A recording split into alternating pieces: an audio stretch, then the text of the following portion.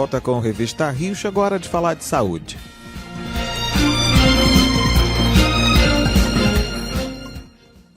As doenças cardiovasculares são as principais responsáveis pelos óbitos registrados aqui no nosso país. O aumento do colesterol está entre os fatores de risco para o desenvolvimento das doenças que atingem o coração. E é por isso que hoje, véspera do Dia Nacional de Combate ao Colesterol, nós vamos conversar sobre a relação do controle do colesterol com a alimentação.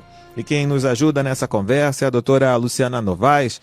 Ela é mestre em saúde pública pela Fiocruz, ela é especialista também em nutrição materno-infantil, estética, fitoterapia e ainda na alimentação de vegetarianos. Luciana Novaes, muito bom dia para você. Bom dia, Dylan. Bom dia a todos os ouvintes da Rádio Nacional.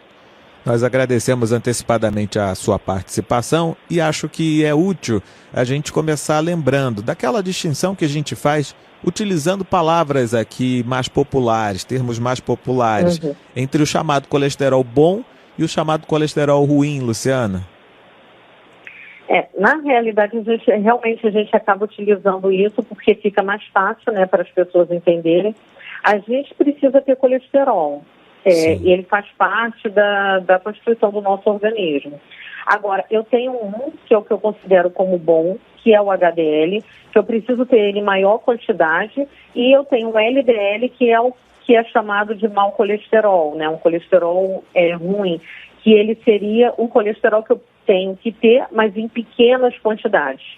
Muito bem. E aí, como é que a gente pode entender a incidência desses dois tipos de colesterol nos alimentos? Quer dizer, quais são os alimentos que são mais ricos nesse colesterol que é chamado de ruim, por exemplo? A gente vai perceber assim, o nosso organismo, ele vai ser uma mistura, ele tem uma mistura de várias gorduras. O colesterol total são várias frações, são partes de gordura. Como é que eu faço para aumentar o que é bom e como é que eu faço para diminuir o que é ruim? Na alimentação, o que faz esse ruim subir é alimentos ricos em gorduras saturadas, então gorduras de origem animal em grande quantidade, frituras. Então, esses tipos de alimentos acabam fazendo com que o meu colesterol, que é o LDL, que deve estar em níveis baixos, comece a subir. E por que ele se torna prejudicial? Porque ele é o tipo de gordura que fica acumulada em artéria e leva ao surgimento de uma doença cardiovascular. Pois é. De que maneira a gente pode entender, então, uma educação alimentar interessante que ajude a aumentar o colesterol que é considerado bom e reduzir o que é considerado ruim, mas pensando agora na seleção mesmo dos alimentos, né? Quando a gente ouve esses alimentos gordurosos, a gente imagina mais ou menos o que cortar.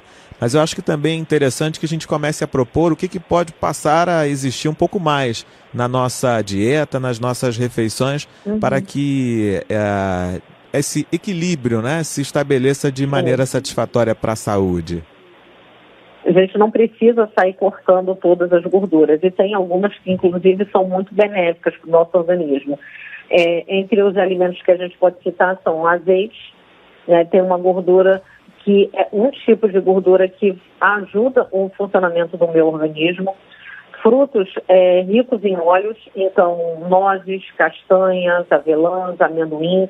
Então, esses frutos também auxiliam. Tem que possui uma quantidade de gordura, como, por exemplo, o abacate, o coco. A gordura do abacate ela é extremamente benéfica. Então, esses alimentos, eles possuem gordura e eles têm um tipo de gordura que ajudam o funcionamento do nosso corpo.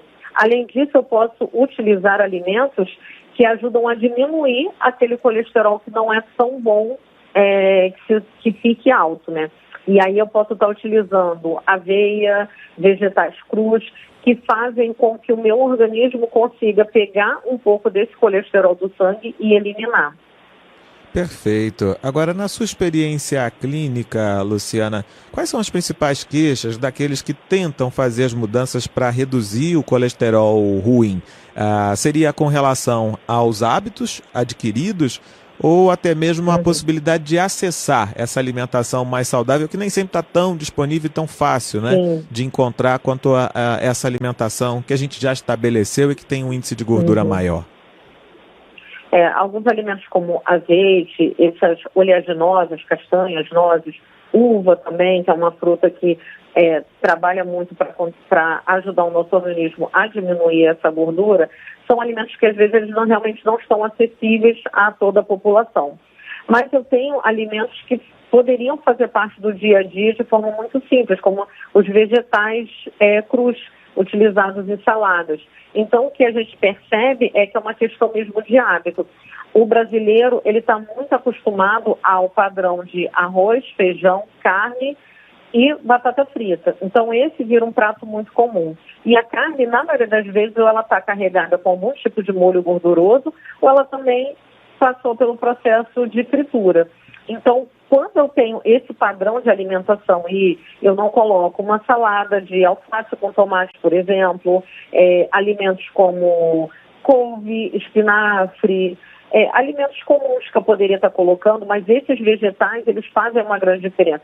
Quando eu não tenho isso, não tenho consumo de frutas, acabo optando por doces, refrigerantes. Então, esses maus hábitos, eles começam a colaborar, tanto para subir a gordura no meu organismo, como também colaboram para a obesidade, que aí vira mais um fator de risco para doença cardiovascular. Perfeito. Eu me lembro de uma queixa que a gente já recebeu até aqui de ouvintes com relação à dificuldade de reduzir o colesterol ruim por parte de pessoas que dizem que comem muito pouco. Quer dizer, talvez tenha até uma dieta pobre, tanto da gordura boa quanto da gordura ruim. E aí eu pergunto se esse tipo de alimentação, que pode ser pobre nos dois sentidos, ela também pode levar a um aumento, a um descontrole do colesterol, ou se aí tem que procurar outros fatores? Pode sim, porque o que acontece? Como o colesterol ele faz parte da constituição do nosso organismo, a gente não consegue eliminar. E eu preciso ter ele para as minhas células funcionarem. Uma parte desse colesterol, e boa parte dele, ela é feita de forma pelo próprio organismo. Então, eu tenho pessoas que já têm uma característica genética, que acabam desenvolvendo um nível de colesterol alto, independente até da alimentação, tá? Porque mais ou menos uns 70% é feito pelo nosso organismo e 30% vem da alimentação. Então, se eu já tenho essa característica da família, vira mais um motivo de eu me preocupar com a minha alimentação. Por quê? Porque o meu corpo ele já tem capacidade de elevar esse colesterol. E aí eu tenho uma necessidade maior de ter que dar uma atenção à minha alimentação para que eu não some essas duas coisas. Mas a maioria das pessoas acaba sendo mesmo pela alimentação pobre, como você falou. Ela acaba sendo uma alimentação pobre em nutrientes, eu acabo diminuindo vitaminas que são importantes, que são antioxidantes, que fazem essa função de limpeza do meu organismo, que vão estar em frutas, legumes e verduras.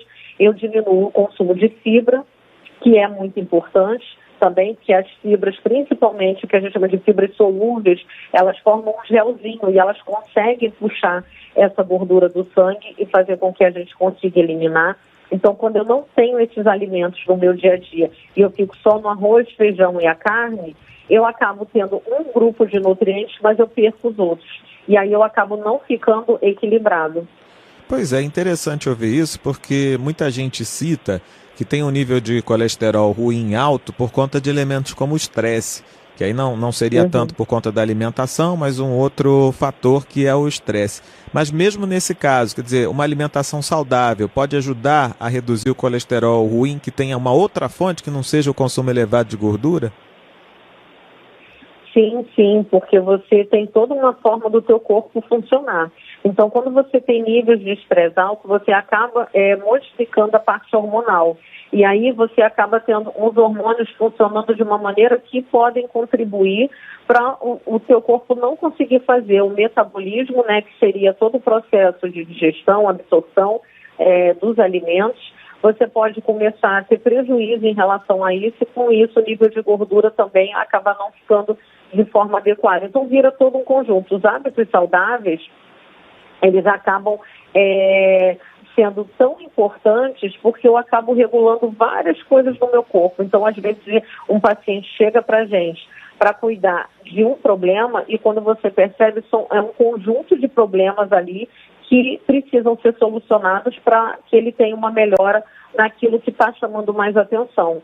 E, às vezes, o paciente nem percebe que está tendo outros problemas. Ele vem, na maioria das vezes, por conta das alterações do exame. Mas ele ainda não está percebendo os prejuízos que podem estar ocorrendo no corpo.